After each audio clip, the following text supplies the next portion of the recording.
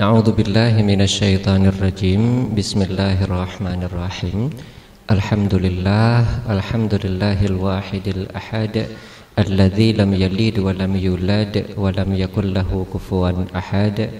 Allahumma shalli wa sallim wa barik ala sayyidina wa nabiyyina wa habibina wa qurrati a'yunina wa maulana Muhammad wa ala alihi wa ashabihi sadatil ibad. Malam ini kita akan masuk kepada penjabaran dari hadis yang ke-9.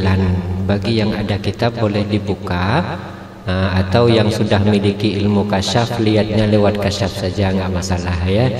Karena kan semua jamaahnya jamaah thariqah ini semua ya. Yang sudah punya kasyaf nggak apa-apa, kasyaf saja.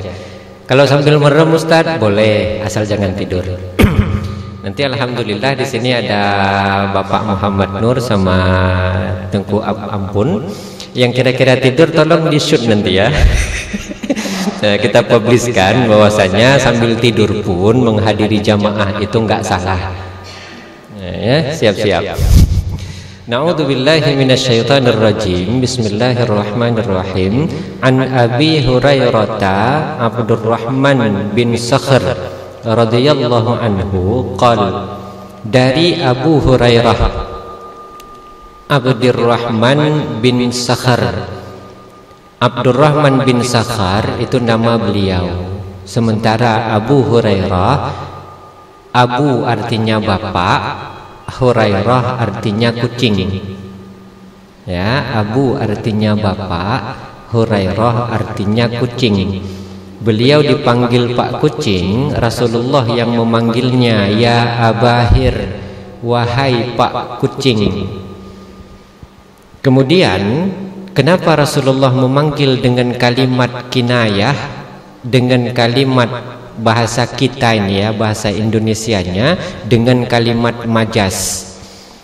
Kemudian jika kita fahami kenapa dalam literasi ahli sunnah wal jamaah saat kita memaknai Al-Quran menyebutkan ayat-ayat mutasyabihat, dalam madhab Syafi'i representasi ahli sunnah wal jamaah kita memindahkan kalamul haqqi kepada kalamul majazi yang disebut dengan kaidah ta'wil. Ar-Rahman 'alal arsyistawa, Allah duduk di atas arasy.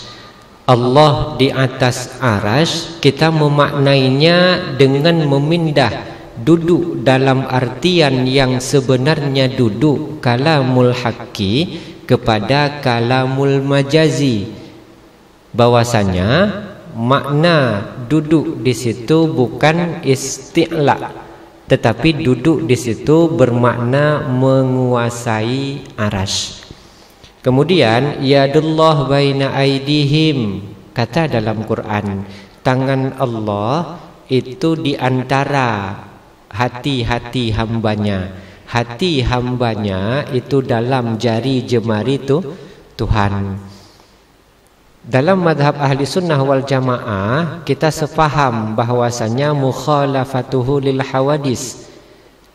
Kemudian dalam memahami kalimat tersebut para ulama representasi ahli sunnah mengambil metode takwil dari kalimat tangan ditakwilkan menjadi kekuasaan, artinya kalam majas.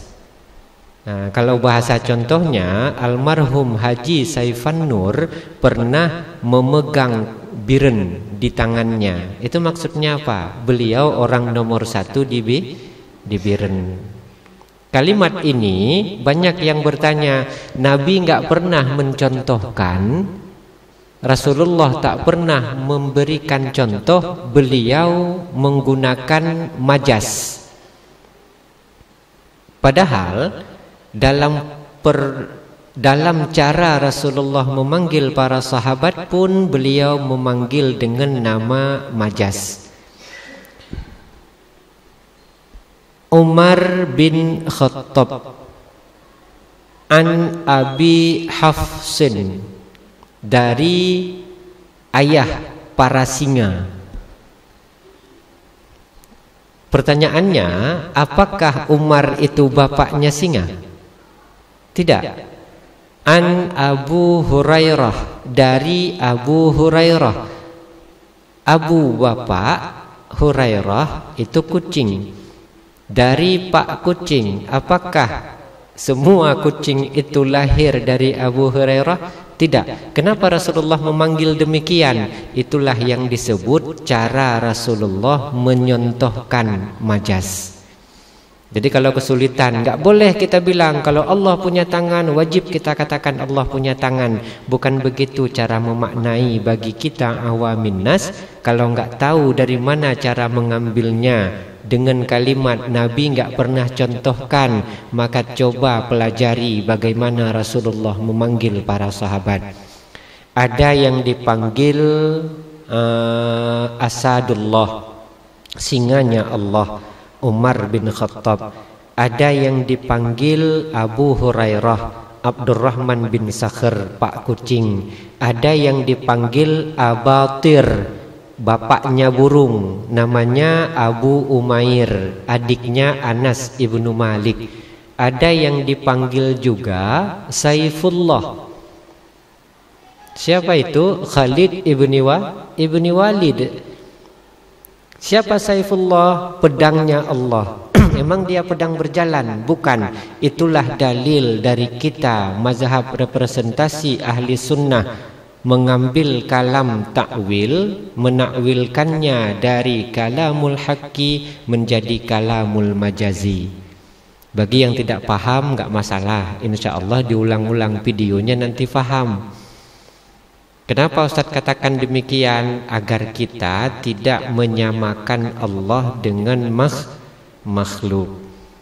Kalau ada, karena banyak yang berkata Nabi enggak pernah contohkan. Nabi tidak mencontohkan ke Allah, tapi Nabi mencontohkan majaz kepada para sahabat. Bahkan istri beliau sendiri, Aisyah radhiyallahu anha, beliau panggil dengan sebutan Humaira, Hamir, tomat yang kemerah-merahan. Jadi kalau kita pakai bahasa Indonesia, ta'ali ya Humaira, kemarilah wahai tomat mengkel.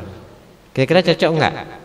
Enggak, tapi itu majaz. Artinya karena beliau merah merona, dipanggillah Humaira. Itulah dalil kenapa kita menggunakan kalam-kalam majazi atau majaz demi menyelamatkan sifat Allah. Jangan mensifati Allah sama seperti makhluk.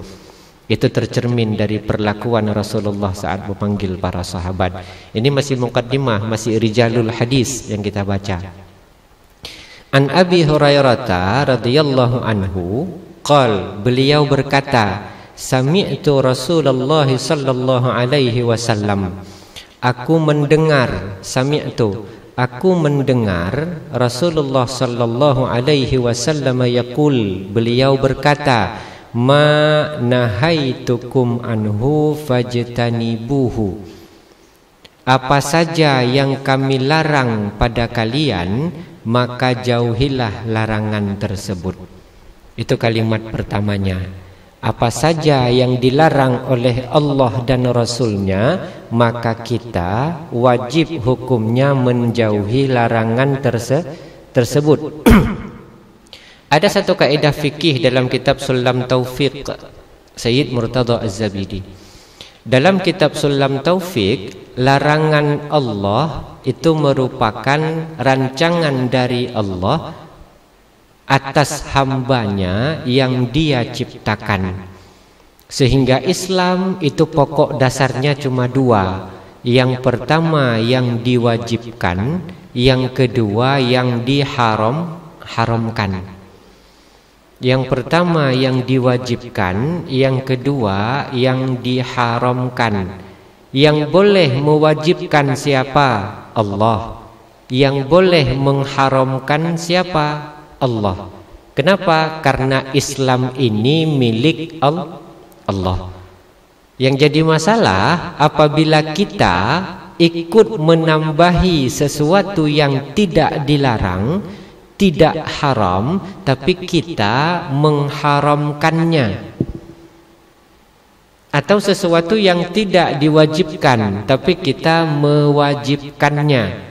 Otomatis Allah yang punya Islam, yang wajib melarang dan mengharamkan, sementara kita sebagai makhluk ikut juga melarang dan mengharamkan, tapi bukan yang Allah larang, bukan yang Allah haramkan.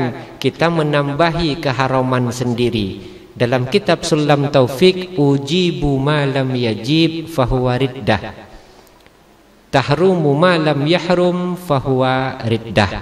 Ujibu ma lam yajib, mewajibkan apa yang tidak Allah wajibkan, hukumnya murtad. Mengharamkan apa yang tidak Allah haramkan, hukumnya murtad. Ini yang kita baca isi kitab, namanya Sulam Taufik. Jadi enggak boleh apa saja yang tidak Allah haramkan, kita tak boleh mengharamkan. Apa saja yang tidak Allah wajibkan, kita tidak boleh mewajibkan. Dengan mengambil definisi demikian, agar Allah tidak merasa tersaingi oleh kita, dan kita tidak menjadi kompetitornya Allah. Ini banyak terjadi di kehidupan kita. Ada yang alim, ada yang over alim. Mana itu? Salat sunnah, salat wajib, kemudian puasa sunnah, puasa wajib. Puasa wajib ada berapa? Sekedar nanya. Yang pertama, puasa wajib adalah puasa Ramadan. Yang kedua, puasa wajib, puasa yang tertinggal di Ramadan disebut qadha Ramadan. Ada lagi puasa wajib? Kita coba buat lebih teliti ya. Ustadz, puasa nazar. Puasa nazar tidak wajib. Yang wajib melaksanakan nazar. Ingat itu. Kalau lulus P3K bulan depan, saya nazar puasa 3 hari. Itu kan? Saya nazar puasa 3 hari. Kemudian tiba-tiba rupanya lulus. Begitu lulus, niat puasanya wajib atau sunnah? Enggak ada wajib di puasa selain dari Ramadan dan qadha. Sengaja aku puasa nazar karena Allah Ta'ala. Melakukan puasanya wajib, puasanya tetap jangan sampai menaikkan derajat, bahaya loh. Begitu juga dengan sholat. Kalau aku lulus P3K, aku sholat sunnah 2 rakaat di Masjid Sultan Jempa. Ada yang tahu masjidnya di mana?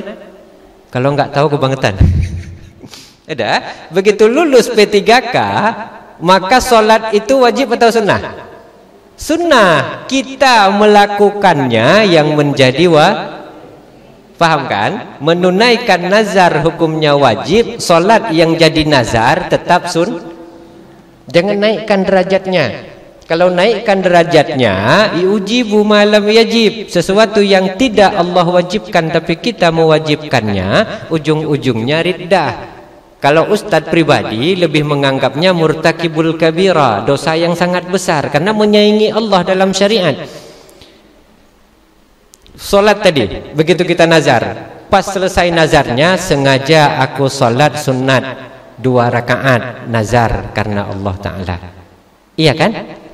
Apa dia masuk ke dalam sengaja aku solat fardu 2 rakaat. Kata Allah, fardu apa ini?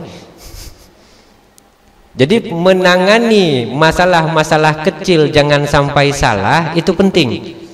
Padahal sederhana loh.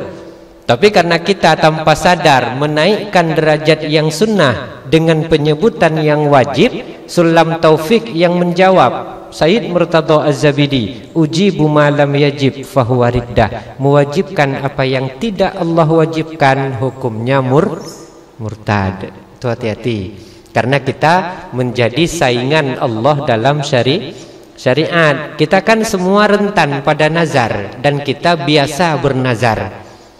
Nazar itu jangan sampai membuat kita terpeleset dalam akidah. terpeleset dalam syariah. Yang wajib bukan solat yang dinazarkan, yang wajib bukan puasa yang dinazarkan, tapi yang wajib kita melakukannya. Sementara puasa dan solatnya tetaplah sunnah. Ini sengaja dirincikan. Kalau nggak dirincikan nanti ujung-ujungnya salah. Makanya kita kembali pada pokok dasar, manahaitukum anhu fajtanibuhu. Yang Allah dan Rasulnya larang, maka konsentrasikan seluruh panca indera untuk tidak dilakukan. Semua, tapi jangan menambahi dengan apa yang tidak Allah larang.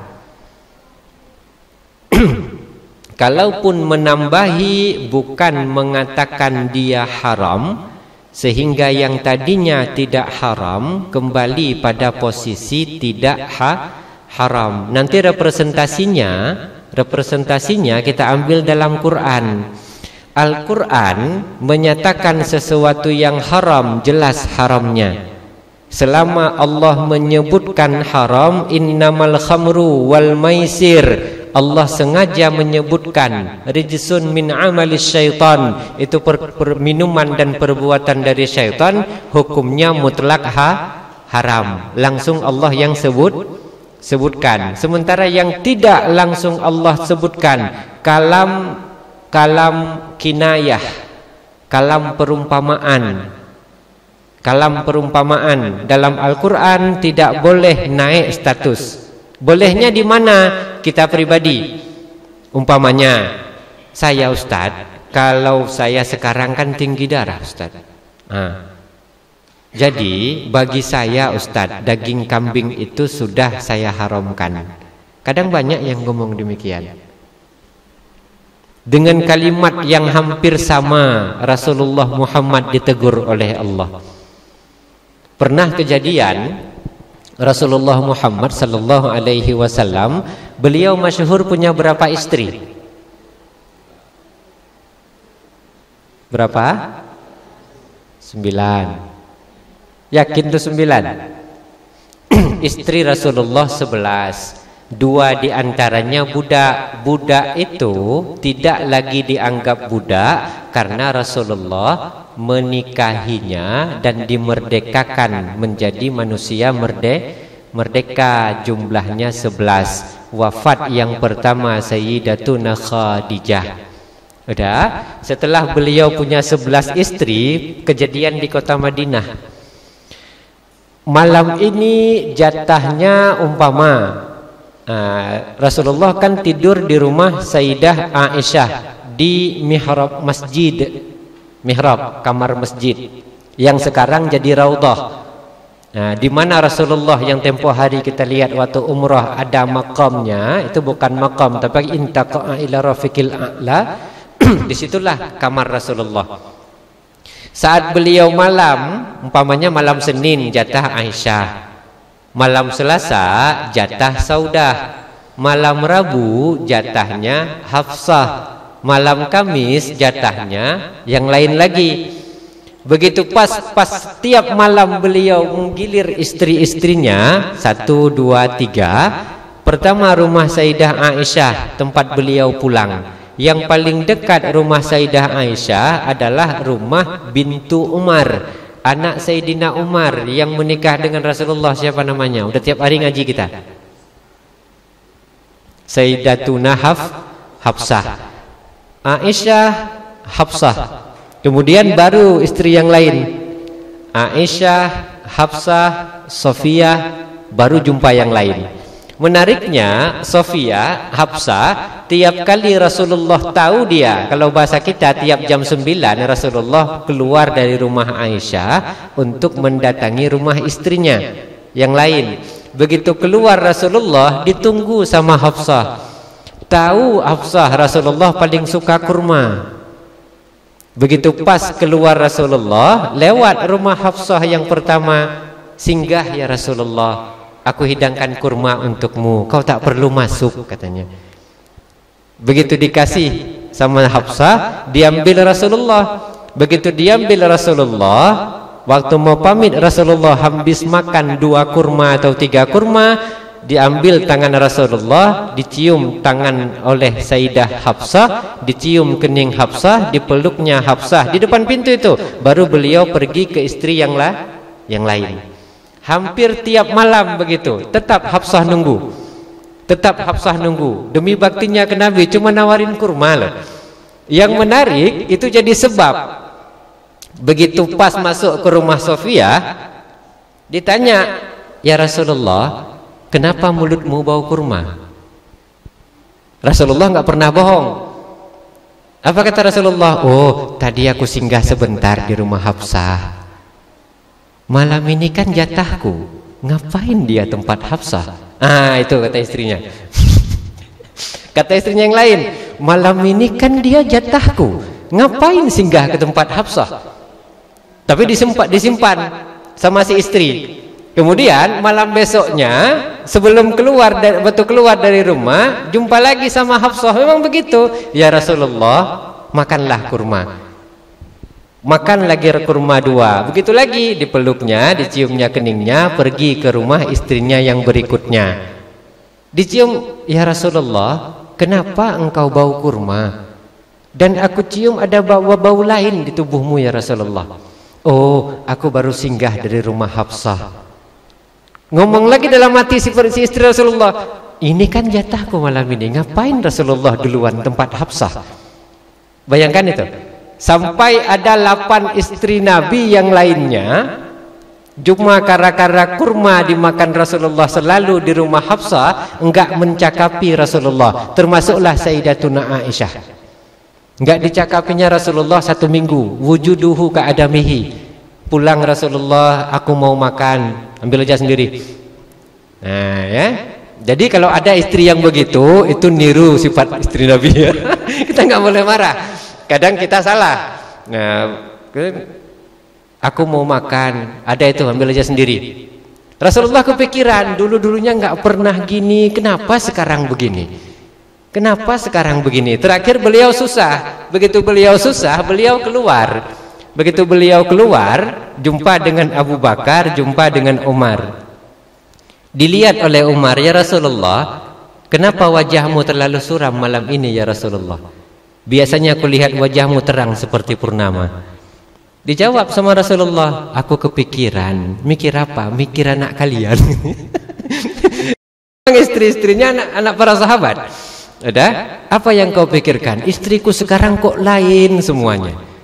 Yang satu sama yang lain semuanya sama. Kalau aku masuk enggak ngucap sepatah kata pun, marah enggak, cuma didiemin. Kenapa demikian?" Terakhir Umar ambil inisiatif, dikumpulkannya semua istri Rasulullah saat Rasulullah sedang pergi. Diceramahi sama Sayyidina Umar, "Kalian ada masalah apa dengan manusia yang paling dicintai Allah?" "Kenapa wahai Umar?" "Karena Rasulullah sekarang sedang sedih. Aku tahu itu penyebabnya kalian." Barulah ngadu orang itu. Begitu orang itu ngadu, "Ini gara-gara Hafsah wahai Umar, anakmu. Tapi ku harap engkau berikan keadilan untuk kami. Setiap kali Rasulullah mau hadir ke rumah kami, mulutnya selalu bau kurma dan badannya selalu bau minyak wangi Hafsah." Nah, jadi setiap satu istri beda minyak wangi. Nah, ya, jadi kalau ada rencana bapak-bapak begitu nanti gitu buat. Jadi begitu, oh habis dari sana gitu kan. Makanya kalau lain baunya tahu asalnya dari mana. Nah itu ya, begitu. Lalu kenapa kalian marah? Karena ini jatah kami ya Umar. Ya, kemudian Umar berkata dengan kalimat yang sangat keras, "Tahukah kalian, sekali saja Rasulullah meminta yang lain sebagai pengganti, kalian semua akan digantikan oleh Allah. Sebelum itu yang Rasulullah minta, berbaiklah kalian kepada Rasulullah. Baru semuanya baik." Tapi kadang Rasulullah sedang munajat sama Allah di Masjid Nabawi, "Ya Allah, kalau cumalah gara-gara kurma ya Allah, mereka semua sampai buat aku menderita begini, enggak dicakapinya aku. Mereka saling ketean di rumahnya. Kalau cuma gara-gara kurma, ya Allah, baiknya mungkin ku haramkan kurma itu untukku. Teguran Allah, Muhammad, apa yang Allah haramkan jangan kau haramkan.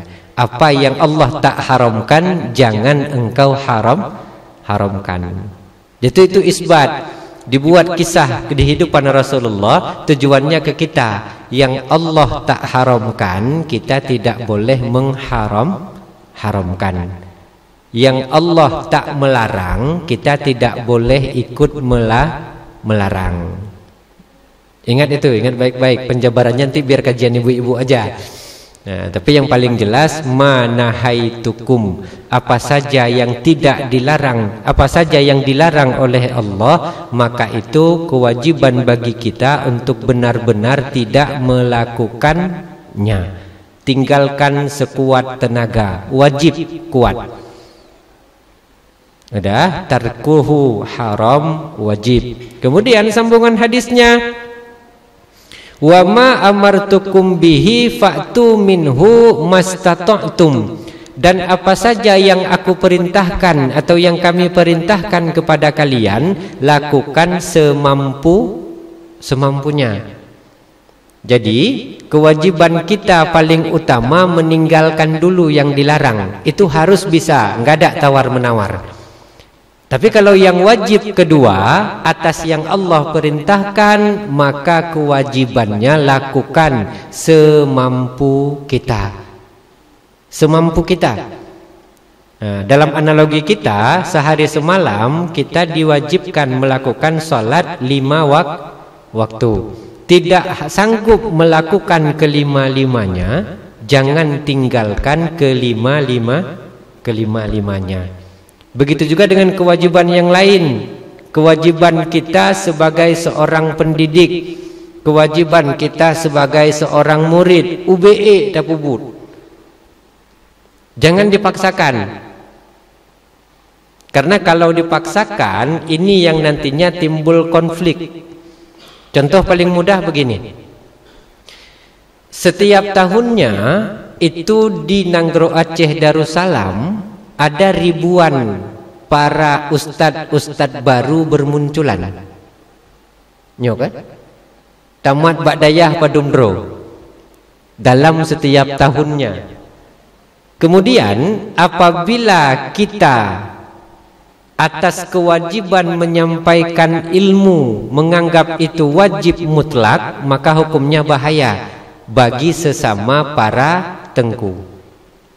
Makanya banyak tengku sekarang saling konflik. Yang sana neror yang sana, yang sana neror yang sana. Kenapa? Tidak bekerja sesuai proporsinya. Padahal ladang dakwah itu bukan ladang cari makan. Ingat, bagi yang rencana ajit ke Tengku, kita berdakwah bukan untuk cari makan. Kita berdakwah untuk membenahi agar umat faham akan syariat. Timbul konflik para tengku karena berdakwah tujuannya cari makan. Siapapun itu. Jadi yang terpenting, lakukan kewajiban semampunya menurut kemampuan kita masing-masing. Samalah seperti kita melaksanakan kajian malam ini. Yang mampu hadir, maka kewajiban dia adalah hadir. Yang mampu menyampaikan, kewajiban dia berarti menyampaikan. Yang mampu menyediakan, maka kewajiban dia adalah menyediakan. Yang mampu jadi donatur, jangan paksa diri jadi penceramah. Nanti donaturnya nggak ada lagi, pada ceramah semua. Iya kan? Yang mampu jadi murid, jangan sok mampu jadi guru. Nanti bahaya. Makanya bagi-bagi tugas. Kenapa? Ikut kewajiban menuntut ilmu, ya kewajiban menyampaikannya, ya kewajiban memfasilitasinya. Bahkan ada juga kewajiban menghadirinya. Nah, jadi kewajiban untuk publish ada Pak Muhammad Nur, ada Ampun T. Beliau yang mempublish, promotor. Ada kewajiban sebagai orang yang mengasuh. Nah, itu dibebankan kepada ustadz dan tengku-tengku yang datang. Ada kewajiban juga kita sebagai pendengar yang wajib cuma dengar. Minum-minum ngantuk-ngantuk sikit enggak masalah. Nah, jadi yang penting kita garis bawahi, perintah untuk kewajiban itu boleh lakukan semampu kita. Tak mampu enggak masalah. Tapi jangan tinggalkan keseluruhannya. Itu yang pertama, masalah kewajiban. Kemudian dalam kitab Kaifa Nata'amal Ma'as Sunnah, Maulana Syekh Yusuf Al-Qardawi, beliau memilah lagi yang dilakukan semampunya adalah kewajiban yang sifatnya furu'iyah. Nanti kita bahas apa itu furu'iyah. Tapi yang wajib sifatnya usuliyah, maka tidak boleh ada sifat bagi kita yang ingin melakukannya semampunya. Jadi bedakan dulu mana usul, mana furu'. Usul itu dasar. Maka setiap yang menjadi dasar dari Islam selama dia diwajibkan mutlak, enggak ada tawar-menawar. Satu. Kemudian furu' itu cabang dari disiplin syariat Islam, maka dia boleh dilakukan semampunya, tidak mesti harus semuanya. Sehingga saat kita memahami mana usul mana furu', kita bisa tahu yang betul-betul wajib, enggak boleh kendor yang mana. Yang pertama adalah salat. Kata Ustadz malam ini boleh semampunya. Terakhir besok subuh enggak mampu bangun, enak. Jangan, karena salat merupakan usul. Dia dasar dari syariat Islam. Apapun ceritanya, bagaimanapun keadaannya, hukum salat tak boleh semampunya, dia mutlak. Tapi sebelum kita melakukan salat, ada juga yang diwajibkan.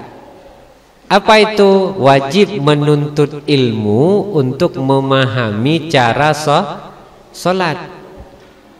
Karena sampai detik ini kalau kita bahas masalah menuntut ilmu, memahami cara salat, walaupun udah sering disampaikan, sampai detik ini masih banyak yang bersalahan. Masih banyak yang bersalahan. Bahkan cara kita dalam menyikapi rukun atau syarat sah salat saja udah banyak yang salah.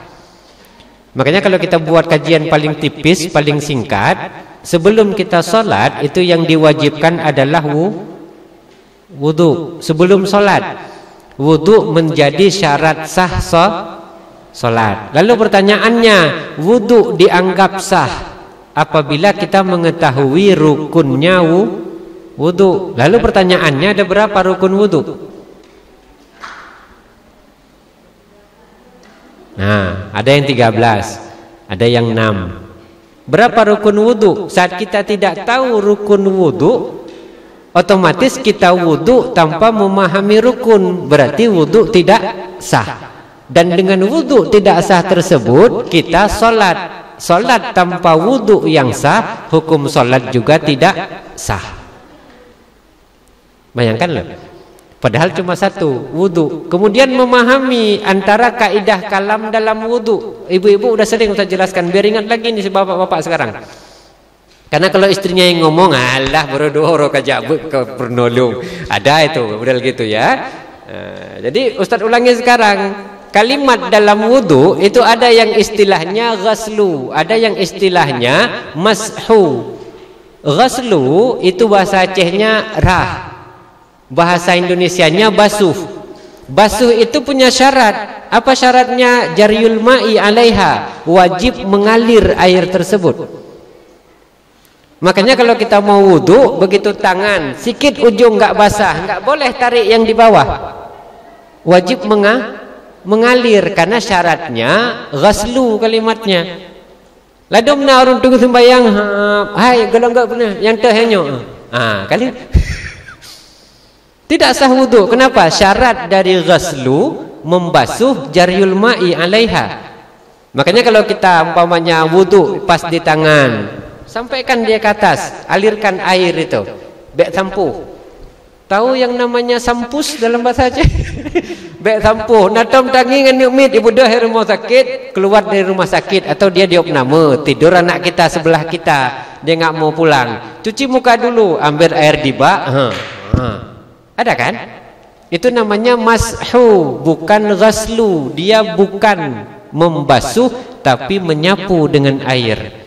Sementara syarat sah wudu adalah salah satunya mengalirkan air pada anggota wajib wudu. Pulei han mada sampuh man. Khusus pada bagian kepala, mashu syai'im minar ra'si, menyapu sebagian daripada kepala.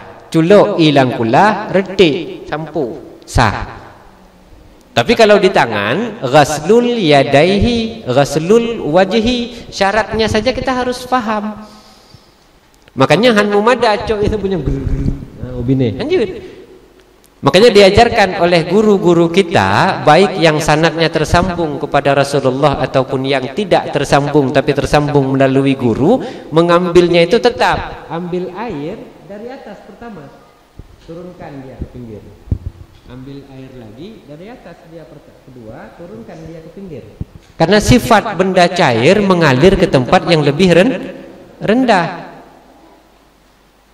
Kita ada juga dari samping, yang ke sini itu tetap menyapu, yang ke bawah dia tetap mengalir. Itu sanad paling penting. Makanya kalau kita lihat guru kita Habib Umar Hafiz, guru kami sendiri Abu Ya Sayyid Muhammad bin Alawi, waktu mengajari kami cara wudhu tetap mengambil dengan dua tangan. Mau di bak, mau di keran, ambil dengan dua tangan. Ambil, jatuhkan dulu, ke pinggir. Ambil lagi, jatuhkan dulu, ke depan. Mengalir dia. Kita nyokan, terus belajar. Bukan gitu. Begitu diambil, bek meno sampo. Makanya pakailah dua tangan tuh. Jangan sampai nanti dieksekusi oleh Allah sebelah, kalian nggak pakai sebelah lagi. Ya udah, diambil sama Allah. Ambil airnya, taruh ke atas, ke pinggir dulu. Ambil lagi, taruh sini. Biarkan dia mengalir. Jangan dari samping. Kalau dari samping yang ngalir dia ke bawah, yang ke samping dia diusap. Ingat, syarat penyebutan saja itu mewakili syarat sah dari wudu. Menyebutnya ghaslu, bukan mashu. Yang pertama niat, yang kedua pubut berdiri. Kan tu bayang yo, tidak ada duk tidak dong itu bayang. Yang pertama niat, yang kedua ghaslul wajhi, yang ketiga ghaslul yadai ni ma'al faqain. Yang keempat mashu syai'im minar ra'si. Yang kelima ghaslul ghaslul kaki. Betul. Beliau langsung menerjemahkan, nggak salah. Ya. Malangannya ini langsung menerjemahkan, hebat. Ampun Teh Junior. Nah, jadi yang pertama ghaslu, ingat yang ghaslu jangan sampai terusap, tetapi wajib mengalir. Nah, sama seperti ghusla. Niat mandi bagaimana? Nawaitul ghusla. Terus alah trip tak dengku prum kunom prum kubudah kali gadah dah berkelam. Kemudian nawaitul ghusla li raf'il hukmil hadasil akbari an jami'il badani fardun alayya lillahi ta'ala. Itu dalam konteks yang panjang. Ada ghusla, syarat ghusla sama seperti ghaslu, jariyul ma'i 'alaiha, wajib airnya mengalir. Nah, jadi yang tadi wudu itu kalau airnya nggak ngalir udah berarti ingat aja dari hari ini pertama airnya nggak ngalir, potong ke belakang berapa tahun, berarti sholat itu semua nggak sah. Bayangkan ada dapat krek-krek karena syariat ini mengikat. Dan khusus untuk kewajiban menuntut ilmu, enggak wajib harus langsung ngerti, makanya semampunya. Karena kewajiban menuntut ilmu itu bukan usuluddin, tapi furu'uddin. Karena enggak ada orang yang sekali ikut kajian langsung pintar, enggak ada. Sehingga step by step, one by one, zar'an bi zar'in, zira'an bi zira'in, pelan-pelan. Tujuannya untuk apa? Kalau hari ini kita datang, kita belum bisa, enggak masalah, jangan dipaksakan bisa. Karena mau dipaksakan pun, kalau muka-muka potongan goblok, ya enggak bisa juga. Jadi kan bisa itu tergantung dari muka juga kan. Ada muka yang pintar cepat bisa, ada yang muka yang setengah-setengah on lama bisa. Jadi yang penting datang saja, enggak ada paksaan untuk bisa. Kewajiban menuntut ilmu wajib, yang wajib menuntutnya, enggak wajib bisanya. Jadi kalau anak-anak kita di sekolah, ya aku hari ini kali ini rankingnya ranking 12 ya, marah kita, enggak boleh. Karena yang wajib bagi dia menuntut ilmu, pintar itu enggak wajib. Jadi enggak ada orang yang wajib pintar. Sehingga yang furu'iyah maka hukumnya tidak diwajibkan. Artian tidak diwajibkan adalah kewajiban boleh kita lakukan perlahan, tidak mengikat seperti yang usuliyah. Kita pahami usuluddin itu mana? Salah satunya rukun Islam. Itu merupakan usuluddin. Satu. Yang kedua, yang Allah wajibkan langsung dalam Al-Quran, atau yang Allah melalui lisan Rasulullah, melalui Al-Hadis langsung dilarang dengan penyebutan, bukan dengan kalam-kalam kias, tapi langsung penyebutan, maka dia masuk dalam ranah usul. Selain dari yang usul, dia wajib tetapi ada kelonggaran. Ya, wajib tapi ada kelonggaran. Minum dulu airnya, enggak masalah. Nanti melongo pun kalau enggak ngerti kan bahaya gitu kan. Tapi enggak masalah, minum dulu airnya ya, jangan dianggurin ya. Karena waktu kita pun cepat malam sekarang. Itu salah satu pembagian dari cara memahami kalam-kalam yang disebutkan dalam hadis Rasulullah. Kita bedakan yang wajib, yang boleh kita lakukan semampunya. Lalu kita membedakan mana furu'iyah, wajib juga tapi boleh dilakukan step by step, one by one, perlahan-lahan. Zar'an bi zar'in, zira'an bi zira'in. Enggak semua harus wajib, tapi yang paling penting kita tanamkan, ujibu ma lam yajib fahuwa riddah. Kitab Sulam Taufik. Mewajibkan apa yang tidak Allah wajibkan, itu hukumnya murtad. Mengharamkan apa yang tidak Allah haramkan, itu juga hukumnya murtad. Itu yang penting diingat saja. Karena jangan sampai keceplosan ngomong sama anak sendiri. Itu dalam bab fikih ya, tapi di luar bab fikih nanti beda kaidah. Makanya sering kita katakan, Ustadz mencoba sufi kiban Ustadz tidak masuk kategori haram. Di berangkaso yang itamang dalam program kalut, maka dia wajib berzikir 47.000 per macam zikir. Kalimatnya Allah wajibkan tidak? Itu ranahnya bukan lagi fikih. Ranahnya sudah masuk ke dalam sufi. Jadi ranah tingkat fikih itu beda, ranah tingkat sufi itu beda. Kalau kita masih duduk di kelas fikih, konsumsi yang fikih saja, jangan paksa masuk ke sufi. Makanya sering Ustaz jelaskan, sufi dan fikih itu seperti air dengan minyak, dia tetap enggak bisa disatukan. Di pesantren itanya gepu wajib di urusuni nurohameh nyan hanjut wajibna yan.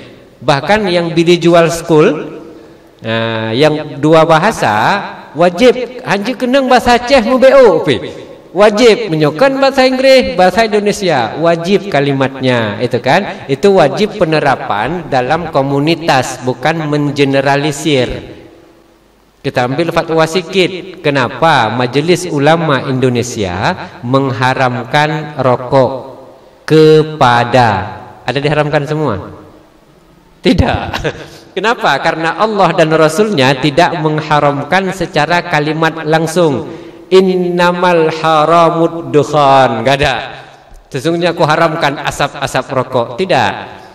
Karena dia tidak langsung Allah haramkan, dia tidak langsung Rasulullah haramkan, maka hukumnya boleh diharamkan, tapi enggak boleh semuanya mengeneralisir, tapi sebagian. Makanya betapa hati-hatinya ulama Indonesia haram merokok kepada siapa? Wanita hamil, anak di bawah umur, ibu menyusui. Iya kan? Enggak disemuakan, karena kalau disemuakan mengambil hukum haram yang Allah tidak haramkan. Saudara kita Muhammadiyah, bagi lajnah Muhammadiyah haram rokok, yang Syafi'iyah diharamkannya? Tidak. Hanya bagi orang Muhammadiyah, benar. Para habaib. Nah, untung enggak dengar ayah-ayah para habaib itu diumumkan oleh juru bicara habaib dunia, Habib Umar bin Hafiz. Para habaib atau zuriat Rasulullah haram merokok. Lah kita yang bukan zuriat hambu gitu. Kenapa? Kenapa enggak disemuakan? Karena bukan Allah langsung yang mengharamkan, tetapi mengambil posisi sebagai segelintir manusia. Itu boleh. Makanya kenapa lah enggak semuanya langsung diharamkan suami-suamiku. Ingat, ini kaidahnya.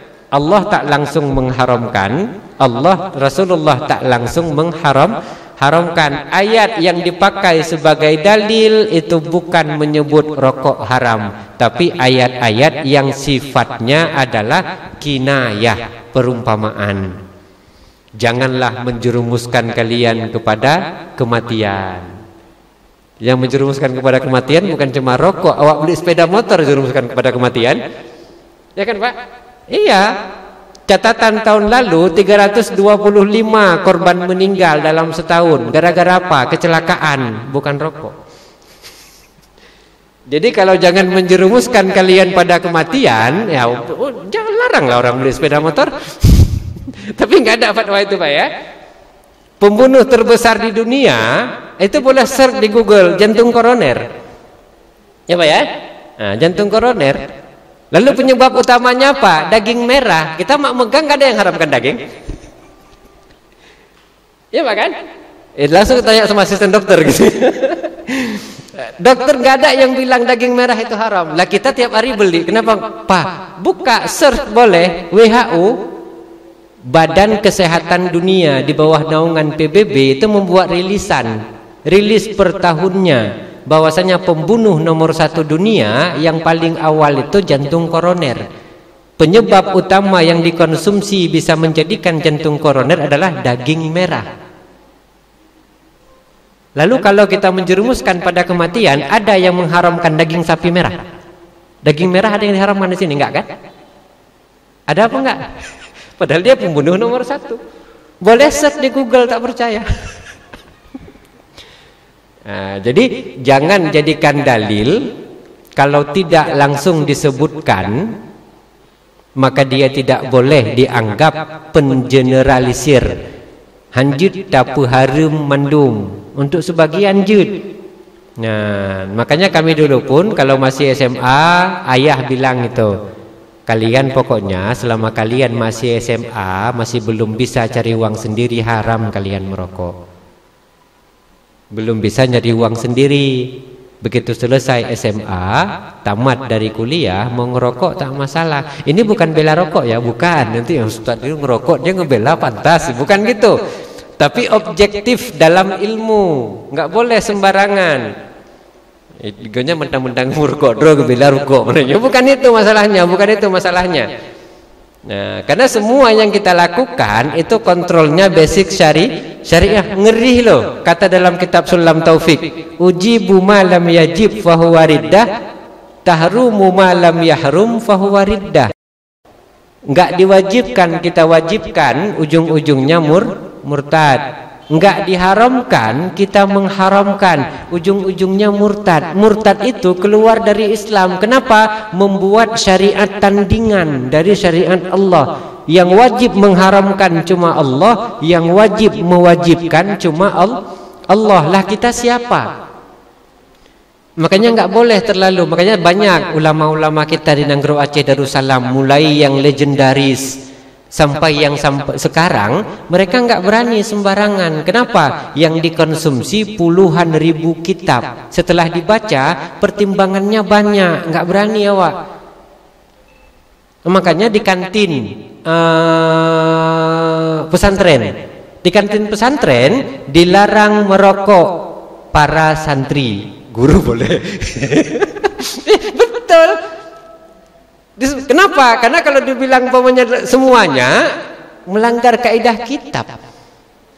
Takut orang, kenapa? Ujung-ujungnya menganggap syariat tandingan. Makanya bukan orang itu karena kebetulan dia merokok terakhir nggak mau fatwa haram, bukan. Yang jadi taruhannya adalah murtad atau tidak murtad. Sekali lagi, yang wajibkan itu haknya Allah, yang mengharamkan itu haknya Allah. Kenapa? Karena Islam ini punya kita atau punya Allah? Coba pikir, Islam ini punya kita atau punya Allah? Bukti Islam ini punya Allah, Allah yang buat Islam itu hidup sampai sekarang. Manusia yang paling baik di dunia siapa? Rasulullah Muhammad. Iya kan? Betul. Rasulullah Muhammad juga yang membawa Islam. Baikan mana, hebatan mana Rasulullah dengan Abu Bakar dan Umar? Tetap hebat Rasulullah, tapi waktu Rasulullah hidup, Islam cuma seputar jazirah Makkah, Madinah. Iya kan? Ya kalau hebat seluruh dunia dong. Kenapa? Karena Islam itu milik Allah. Sehingga wafat Rasulullah, kembangnya Islam pertama pada fase mana? Fase Sayyidina Umar, Al-Futuhat, dia dianggap sebagai pembuka. Lalu kita bilang Islam menyebar karena Umar. Salah, Islam menyebar karena Allah. Siapapun pemimpinnya, siapapun yang menjalankannya, Islam tetap akan menyebar. Enggak usah takut. Enggak usah takut. Islam pasti menyebar. Waktu i'tidal, kita baca doa apa? Rabbana lakal hamdu, wahai Tuhan kami, lakal hamdu, bagimu segala puji. Ya, itu kan? Mil'us samawati, baik di langit, wa mil'ul ardi, maupun di bumi. Kita agak ganjil tidak? Di Jepang ada yang memuji Allah. Kalau dulu kita ganjil. Agak heran, emang ada di bumi komunis, di bumi Konghucu, di bumi Cina. Kita ganjil kan? Masa iya? Cina itu kan bumi juga. Apa mungkin ada yang memuji Allah di sana? Ada yang sembahyang di sana? Ada yang sujud di sana?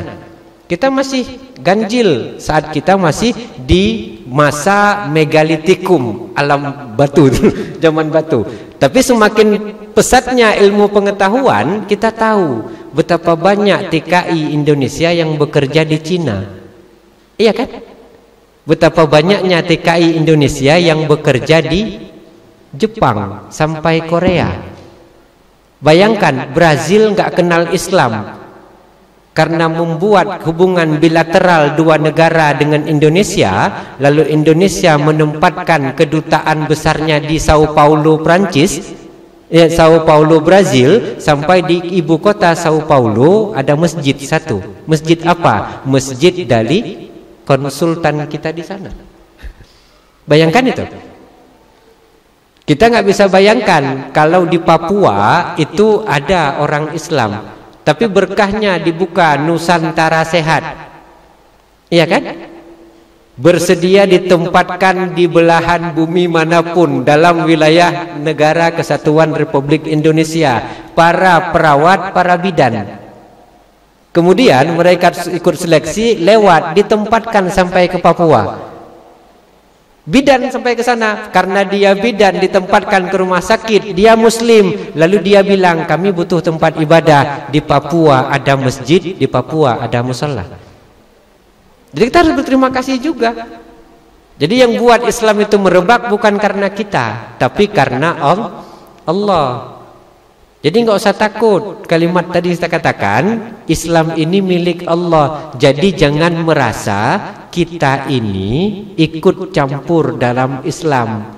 Sehingga kitab Sulam Taufik mengingatkan sekali lagi, jangan mewajibkan apa yang tidak Allah wajibkan, jangan mengharamkan apa yang tidak Allah haramkan. Karena apabila itu kita lakukan, kita membuat syariat tandingan. Masa Allah mau disaingi? Itu bahaya. Dalam kitab Sulam Taufik itu disebut murtad. Kalau Ustadz pribadi lebih memilih dengan kalimat murtakibul kabira, dosa yang sangat besar. Sampai situ dulu.